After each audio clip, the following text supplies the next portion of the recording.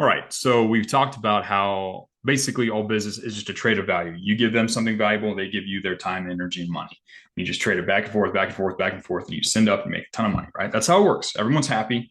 You've learned how to control how value is perceived. So when you present something for that trade, you've learned how to kind of what the levers are to make that look as valuable and be as valuable as possible to that reader or to that in this case the customer. Now that's how businesses operate. That's the foundation. Now, there's a key component here that facilitates and sort of empowers that entire process. You can't make a sale though. You can't engage in that trade unless there is an implied trust, right? You don't engage in a marketplace you don't trust. So let's go over how this works. We're going to talk about how trust is created and generated and how you can take advantage of this principle, right? So how to create or generate trust. So it's all based on trust. So there's an old saying, right? It wasn't Galileo, but it was somebody, and they said people buy from others they know, like, and trust. Know, like, and trust, right? It's foundational, right? You don't buy from people you don't know, like, and trust, right? Alex Hormozy, again, the guy who synthesized that whole value equation that we showed in one of the other videos, he also has a saying where he says sales is a transfer of belief over a bridge of trust, right? And that's true, right? You can't actually exchange value. You can't instill beliefs in that other person that they should buy your product, they should trust, or they should buy your product, that it's going to help them, that there's a likelihood that it's going to change their life at a certain time. All of that depends on there being some sort of mutual trust between you and the person you are communicating with. So the $1 million question is, how do you get someone to trust you, right? It's not by saying trust me, right? That just conjures images of like sleazy car salesmen. You don't want to do that. And that's the thing, right? Many consumers have been burned in the past by engaging with online businesses or people who have betrayed their trust. So people are more hesitant than ever to give out their trust. But it's still the foundation of business. They only still do business with people they know, like, and trust. So how do you sort of engineer that trust? How do you make sure that the person trusts you in order to engage with you, make that trade, and exchange value with you, right? How do you get someone to trust you? The first thing is social proof. You have to understand that humans are social creatures. We evolved tribally, like we lived in tribes, right? And we had to learn how to make decisions quickly, right? If the tribe started running in that direction, right, all of a sudden they were all like out hunting, gathering, all of a sudden everyone starts running that direction. You don't really pause and think, you just start running too, because if you see the rest of the tribe making that decision, you have to kind of just assume that maybe they saw something you didn't. And as you run, you realize, oh, look, they all saw a tiger. I'm so glad I'm running. You don't like pause and wait, super verify. If you see your tribe doing something, you're more likely to do it as well, right? This still happens today. If you see other people doing something, or if you see people like you doing the same thing, chances are you will trust that that action is a good idea, right? So if you see a lot of people buying from a specific business, if you see wall after like a whole list after list, person after person, and a testimonial section saying how they've done this product and it gave them what they want, your belief in that thing goes up just because you see other people doing it and see other people believing it, right?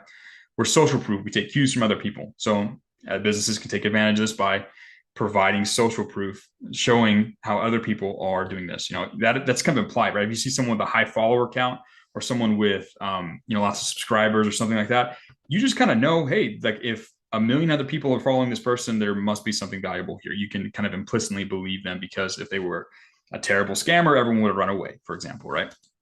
Something to keep in mind.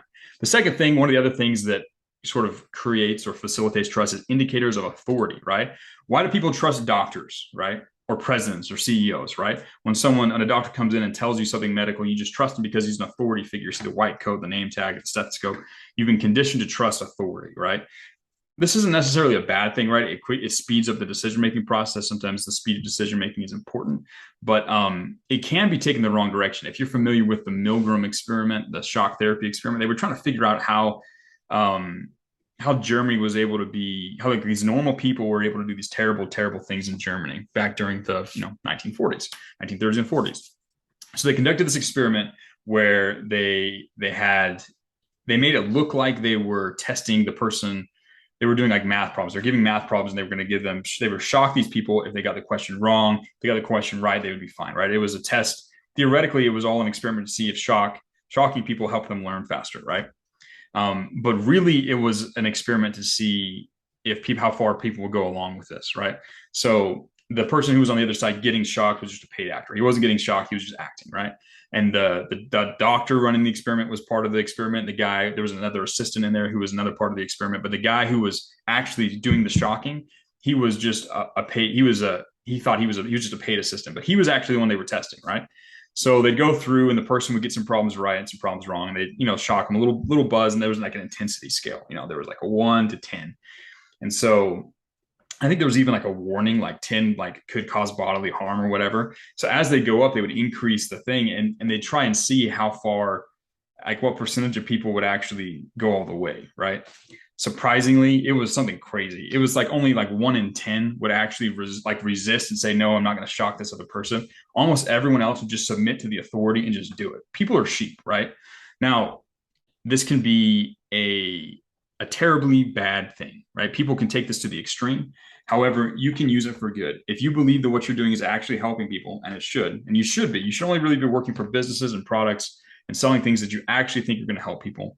If that's the case, you can take advantage of the authority process or the authority factor when it comes to generating trust. If you can show accreditation, if you can show any kind of factor that shows that you are an authority figure or borrow authority from some organization like that, then you should, right? Because it will help someone make the decision quicker and easier to change their life in a positive way. You got to be careful, and you as an individual should be wary of all of these tactics that I'm using. And if you see someone using these, you need to always still use your own brain to figure out whether or not something's good or not, just as a good consumer. So anyways, authority is a powerful motivator and a powerful thing to show trust. Another one is indicators of competency, right? So if a business shows that they know what they're talking about, if you hear someone and they say something that you agree with, they show that they understand something, they show that they're professional, they have a professional understanding of something and you guys can agree on something. And then if they show you bonus points, if they show you that they understand the problem even a little deeper than you're more likely to believe them. You're like, okay, this guy is actually obviously competent in this field. He understands the basics that I understand, and then he understands it a little bit more. I'm going to trust him, right? And indicators of competency is a powerful way to increase trust. That you're more likely to trust someone if they look and seem competent, right? This is basic stuff, but these are things that actually you can show up and help businesses by mixing these into the communication. Again, I'll show you how to do that when we talk about how to write emails or how to write Facebook ads and stuff. But these are important foundational business concepts you have to understand if you want to create and bring value to your clients. So the other one is relatability and likability. Again, humans are social creatures. We're designed to look for other people in our tribe and follow and interact with them, right? So if they like you, if they can relate to you or aspire to be like you in some way, they will think he's one of us. So they're one of us and just trust you implicitly because, oh, he speaks like me, he talks like me. He's a likable person. Some people even do this by making like a slight damaging omission, like, oh, they admit to a small vice or something like that. There's ways to make people like you. And if you come off as a likable person, they're more likely to trust you and trust that you are a good person and have their best interest at heart, which you should. You should actually have their best interest in mind, right? Now, these are some of the most powerful ways that businesses can communicate to inspire trust. That's just in the communication, the words they speak, the way they present themselves. These are sort of some of the more powerful indicators that will trigger that trust inside of a potential customer. Now, it's not just enough to generate that initial trust, right? You have to magnify that trust, right? This might be enough to get someone to start following someone or to take 1 or 2 tiny little steps forward, maybe purchase 1 or 2 things. But trust is magnified by trading up, right? You're going to make a bunch of successive value trades. Let's say you're a customer and you're interacting with a business. First off, you'll trust them to maybe subscribe to their list, or maybe you'll trust them to maybe buy something for like $5 or $10, and maybe you'll trust them to do this.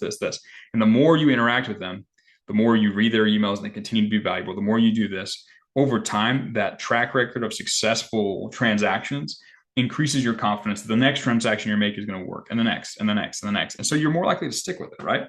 And it's not just the number of transactions, it's also the value. The more you do this on the small things, the bigger and bigger the things you'll trust them in, right?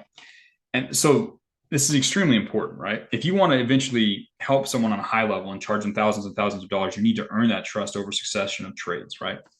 You need to view all interactions, all communication as a series of trades and ways to build and maintain trust. the relationship that a business has with their customer base is one of their greatest assets. Like that is the thing, that's the source from which all their future revenue grows. So the better you can get at enhancing and magnifying that trust, the better you'll be able to help any business you work with, either one you own or one that you help someone with, the better you'll be able to help them earn more money, right? The more a business is trusted by their market, the more customers they'll get and the more money they'll be able to make. This is one of the keys of business, one of the keys of providing value as a copywriter that you have to understand if you have any desire at all to have any kind of success in this field.